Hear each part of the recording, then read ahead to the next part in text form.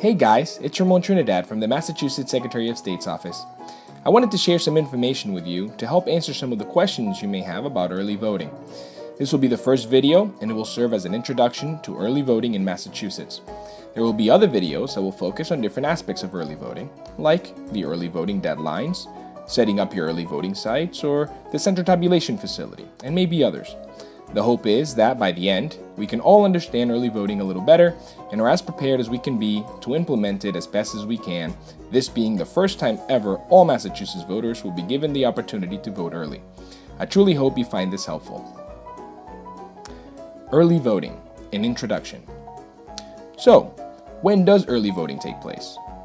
As I am sure all of you know by now, early voting is only available to qualified voters in Massachusetts during the biennial state election. That's right, only the November election in even-numbered years. Early voting is not available during the state primary or any other primary for that matter. As a matter of fact, the only other time early voting must be allowed is for any city or town election held at the same time as the November election. Cities or towns wanting to hold a dual election on the same day as the state election must provide their qualified voters the opportunity to vote early for their local election as well. Which days are reserved for early voting? Chapter 54, Section 25B, subsection C of the Massachusetts General Laws says that the early voting period for early voting shall run from the 11th business day preceding the general election until the close of business on the business day preceding the business day before the election. I know, what does that mean? For your sake, all you have to remember is that for the 2016 election, it will run from October 24th until November 4th. During this period, your election office must allow any qualified voter wanting to vote early an opportunity to cast an early voting ballot. Now, where exactly is early voting taking place? And for how many hours during the day? This is a two-part answer. Again, by now, you all probably know that early voting, at the very least, shall be conducted during the usual business hours of each city or town clerk.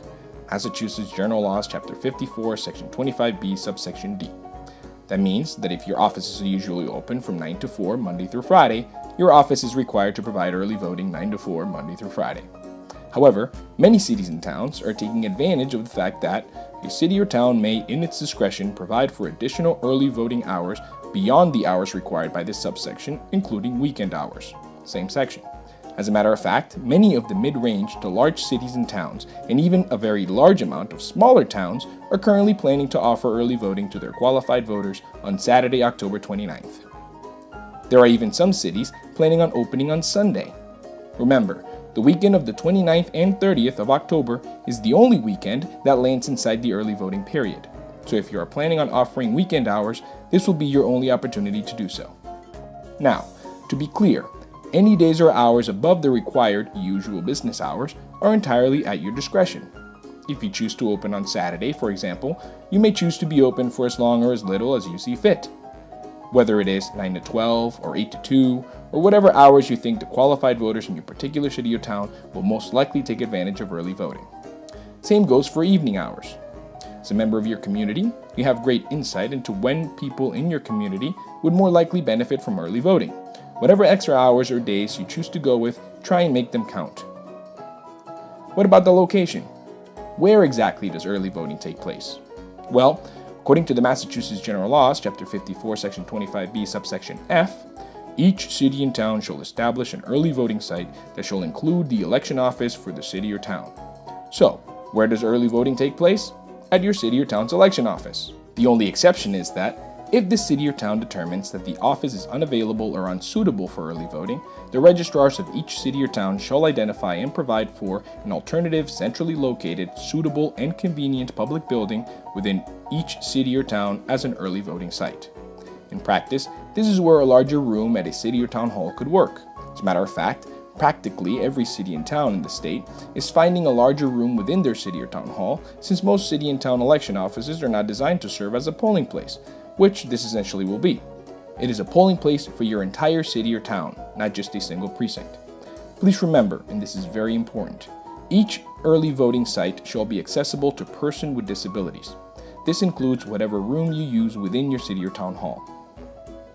Now, as is the case with the amount of hours you are required to be open for early voting, A city or town may also provide for additional early voting sites at the discretion of the registrars for that city or town. Subsection F. Many cities and towns are also taking advantage of this provision.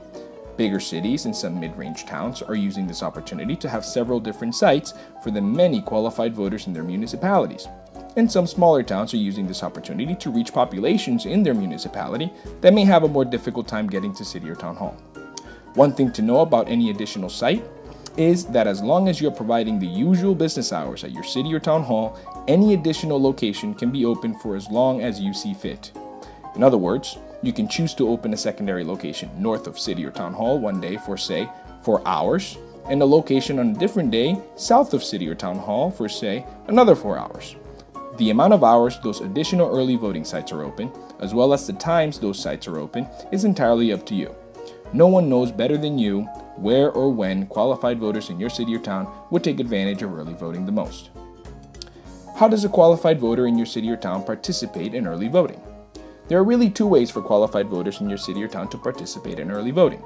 They can submit an application to your office requesting that an early ballot be mailed to them, or they can walk into any early voting site and vote in person.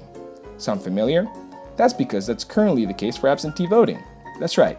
In many ways, early voting is a lot like absentee voting. However, there are some differences. For example, qualified voters coming into an early voting site to vote in person do not need to fill out an application. The application is only needed to request an early ballot through the mail. Also, in order to vote absentee, a qualified voter needs a reason. To vote early, you don't. There are more differences and similarities that we will probably touch on later, but for now, think of early voting as absentee voting without needing an excuse. Actually, one important similarity between absentee voting and early voting is how the ballots are counted. Like absentee voting, early voting ballots will remain secured in your election offices until Election Day. On Election Day, the ballots will go to the polls and get processed as the day goes on during downtime, just like you do with absentee ballots. In order to give observers an opportunity to challenge early voting ballots, the early voting ballots will be called out and checked off at the check-in table and the checkout table before being deposited into your tabulator. But again, that is exactly what you currently do with absentee ballots. We will go into more detail in a later video as to things you can do on Election Day to perhaps make the process more efficient and less disruptive for voters coming in to vote in person. But for now, I want to leave you with 2 ways early voting ballots are different from absentee ballots.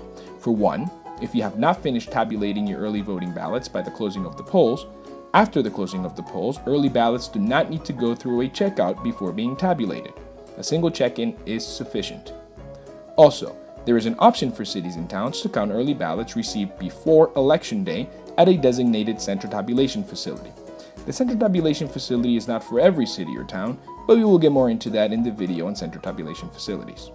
Now, trust me, I know you have many questions about early voting, and I will try and cover as many as I can on the upcoming videos. However, until then, if you have anything you need to talk to me about or any questions you need answered, please don't hesitate to give me a call. We can go over your concerns or your current plans for the implementation of early voting or anything else you want to talk about. I know most, if not all, of the information in this introductory video is just a review for most, if not all of you, but I still hope you were able to find it helpful. That's it for now, but please stay tuned for more in-depth and specific information about different aspects of early voting in the upcoming weeks. Until next time, ciao.